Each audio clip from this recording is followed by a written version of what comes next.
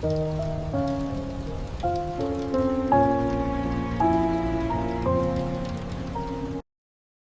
night my father tried to buy me, he wore a smile that never reached his eyes. He slid an envelope across the table like it was a love letter. I remember thinking, he's not evil, just practiced. "Take it," he said softly, "so we can stop fighting." The paper inside smelled like ink and compromise. I felt my pulse kick, restrained by the chair and my own manners. He believed money could heal anything if you let it numb you first. "You're my daughter," he added, like the word was a lock and he had the key. My siblings watched my hands, not my face. They wanted peace, and peace under his roof looked like obedience. I touched the envelope and saw my life shrinking to fit inside it. "I love you," I said, "but I won't sell the proof." His smile thinned, like the air when a storm is coming. That was the first time I understood his love had a price tag. He called it a gift, the way a hunter calls bait a treat. "It's for your independence," he said, as if conditions were freedom. The envelope held a trust release, a monthly stipend, and a leash. My brother lifted his glass, trying to toast us back to normal. My sister put on that old diplomatic smile, thin as tissue. We had roles, rehearsed by habit and silence. Mine used to be the clever one who didn't make a fuss. But the part kept shrinking until it no longer fit. "Dad, I work," I told him, and he laughed like I told a sweet joke. "Work is noble," he said, "but security is smarter." He wanted me secure inside his walls, not outside with my own keys. "There's no catch," he insisted, the biggest tell he had. There is always a catch when love arrives with paperwork. That night, I learned that peace in our family meant silence bought in bulk. Later, in his study, the chessboard waited for a game we kept losing. He liked to talk strategy around wooden kings and pawns. "I protected you," he said, moving a rook like a threat disguised as care. "From what?" I asked, my voice small but steady. "From chaos," he answered, meaning a life he couldn't supervise. He'd grown up poor, and poverty had learned his name by heart. He survived it, then married domination as if it were safety. "Your siblings understand," he added, and I almost admired the symmetry. He surrounded himself with people he had rescued into obedience. "You think I'm controlling?" he said, "but I'm practical." "You're afraid," I replied, and he blinked like the word stung. His jaw tightened, and a shadow crossed the old photographs behind him. "Fear keeps families intact," he told me, like it was a proverb. "No," I said. "Honesty does, and we ran out years ago." I used to measure love in gifts I didn't ask for. I was 8 when he bought me a pony to apologize for missing my recital. He named it Mercy, and I understood the joke too late.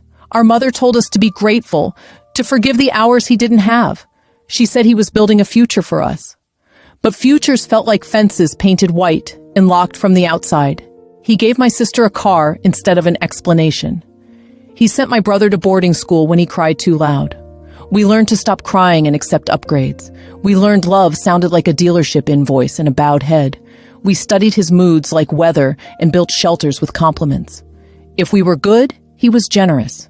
If we questioned him, he bought our questions silence. Only Mercy, old and stubborn, never bowed. The invitation arrived like a subpoena shaping the next act. Family dinner, all of us. For an announcement I suspected already. He loved measures that felt like tests dressed as celebrations. The table had place cards because he controlled even the seats. His empty chair was the sermon everyone listened to. When he walked in, we stood without agreeing to stand.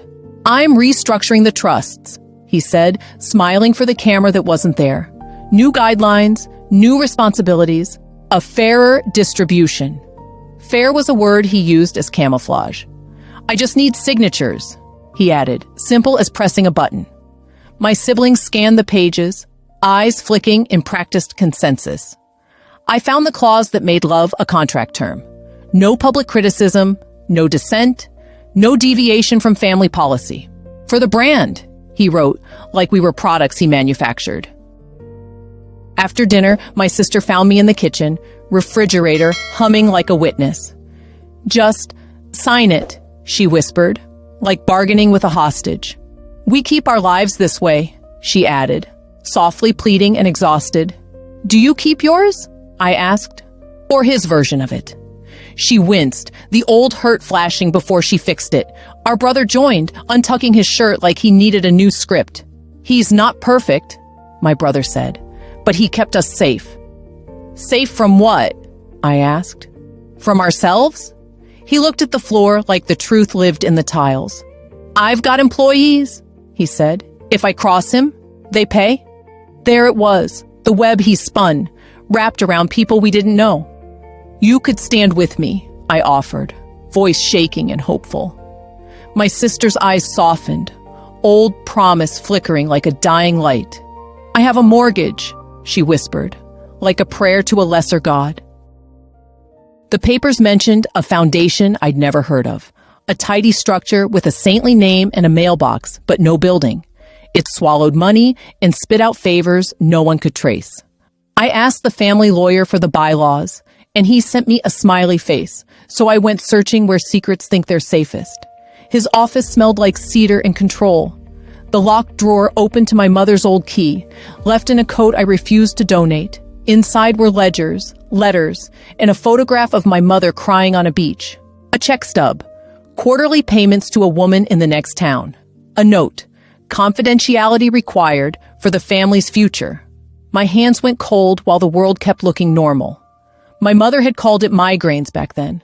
She stayed with him, and I never knew the cost of that staying. I took the photo and the letters, my pockets heavy with truth. I drove to the next town with the letters in my lap. The woman who answered the door had my mother's tired eyes. She hesitated, then let me in like she'd been expecting ghosts. We sat at a kitchen table that knew how to hold grief. "He promised me privacy," she said, smoothing her apron with small strokes. "Did you love him?" I asked, and hated myself for the question. "I loved the attention," she said, until it turned into instructions. She showed me a signed agreement and a small lockbox of receipts. "Your mother called once," she added, voice thinning. "She asked me to leave him alone." The room leaned into the quiet like a tired shoulder. "Did he ever say sorry?" I asked, knowing the answer already. "He said I was safer this way," she replied, eyes closing briefly. I drove home with the truth scraping the inside of my ribs. The house looked the same, but my childhood had moved out. I asked my mother for the truth, and she poured tea instead. "We survived," she said, hands careful on the cups. "At what price?" I asked, the words wobbling like wet glass. She stared at the steam as if answers might rise with it. "He was generous," she began, and then stopped, a lifetime in that pause. "And I was afraid," she finished, voice barely there. "Of him?" I asked, and she shook her head slowly. "Of losing you three," she said, and I felt something break inside me. She had bartered herself to keep us fed with opportunities. I wanted to accuse her, to defend the child I was. But the woman across from me had paid in aches I couldn't calculate. "I thought it was love," she whispered, more to herself than to me. I still loved her, and I hated what love had been taught to do. We sat silent, counting the cost with our eyes. He gathered us again, this time without flowers or speeches. "Let's settle this," he said, the room stripped to wood and willpower. I placed the photo on the table, like setting down a verdict. My brother glanced at it and paled around the mouth. My sister's hand trembled, and she hid it in her lap. "What is this?" he asked, voice steady like an old habit. "A receipt," I answered, "for what we were told was love." He didn't move, a statue made of decisions and stubbornness. "Private matter," he said, the words hard as a locked door. "You turned love into a contract," I said, "into leverage and reward." He exhaled through his nose like he could blow out the truth. "I built this family," he announced. "I kept it from drowning." "We learned to hold our breath," I replied, "and call it air." That was the moment the floor we lived on cracked. He tried another tactic, the softest one. "I'm sorry," he said, as if the word had interest that would mature later. "I was doing what I thought was right," he added, opening his hands. He looked smaller then, or maybe I was finally standing up. "You can keep the money," I told him, "but not the story." My siblings looked at me like I'd unplugged the life support. "Choose," he said, and the word tasted like blood and metal. "Family or pride?" he asked, and the room went very quiet. "Truth?" I answered. "I choose truth." The contract lay between us, a thin line of ink and threat. I took a matchbook from my pocket and didn't strike it. I just held it so he could see the kindling in my eyes. "You will regret this," he said softly, almost tenderly. "We already do," I said, and something in him flinched. He pulled funding for my brother's project within a week. Our calls with him turned into apologies that never made it up the chain. My sister signed the contract quietly, without telling me. She messaged me a heart and a broken heart, and I understood. I found a small apartment with thin walls and honest rent. The first night, I slept on the floor with a borrowed blanket. Freedom's first breath can feel like falling without a net. I took a job answering phones at a nonprofit that couldn't afford coffee. It felt like a beginning instead of a downgrade. I walked to work, counted coins, and learned the weight of my own choices. He mailed a check to my new address with a note that said, "Always." I tore it in half and felt nothing but steadiness. I wasn't brave, just tired of being purchased in installments. That felt close enough to brave for now. He didn't call, but he had ways of being present. An old family friend told me I was ungrateful on the sidewalk. My aunt sent a card with a prayer and a warning tucked inside. "He's hurting," she wrote, as if pain excused manipulation. I thought about hurt like weather we didn't ask for, and about responsibility, which you choose like a coat or a weapon. I wrote him a letter I never mailed. I told him I missed how easy it was to be rich and numb. I told him I missed who I wanted him to be. I told him I was scared I'd become him if I stayed. Then I folded the letter and put it under my mattress. I started telling people at work I was new and learning. It felt good to admit I didn't know everything. It felt good to be known for something I chose. My brother showed up at my door with rain in his hair. He looked like a boy who had misplaced his armor. "He cut us off," he said, voice steady with shame. "Not just the project, the accounts we used for payroll."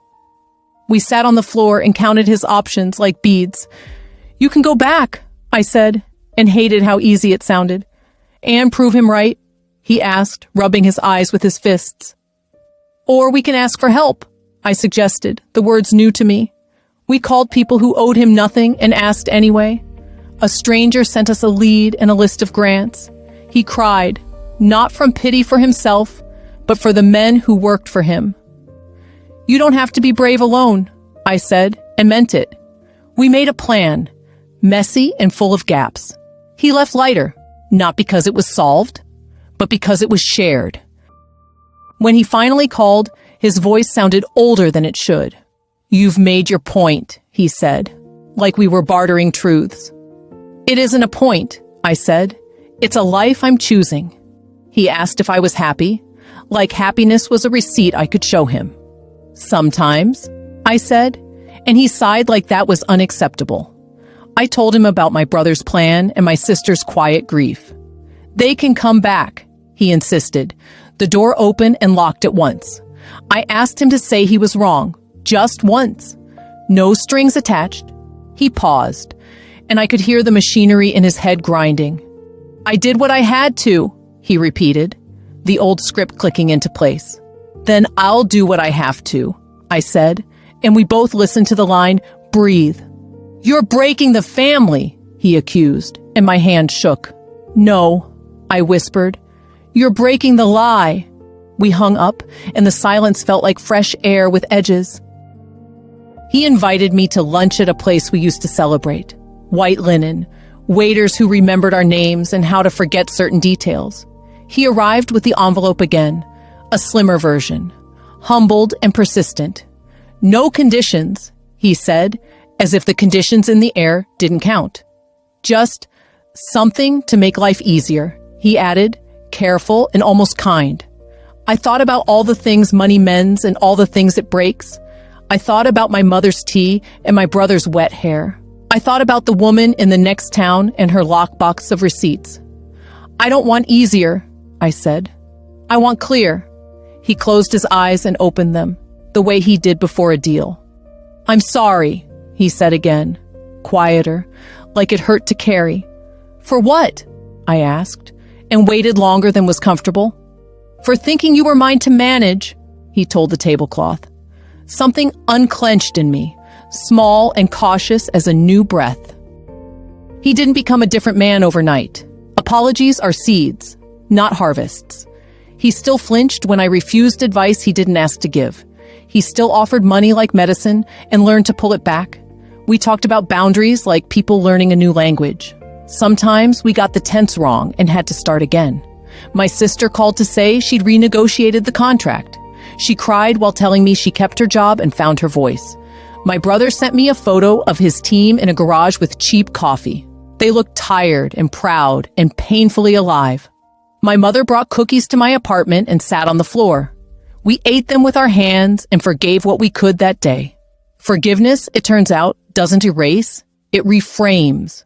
We made a frame that could hold truth without collapsing. He sent one last check with a note that simply said, "No strings." I held it, feeling the old tug, and then took a photo of it. I printed the photo and mailed it back with a letter. "I believe you," I wrote. "Now believe me." I said I would visit on Sundays, without business and without envelopes. I said I was learning how to be a daughter and not a purchase. I taped our lunch receipt to the letter like proof of an ordinary day. Then I dropped it in the mailbox and let the street take it. On my walk home, the city felt less like a verdict.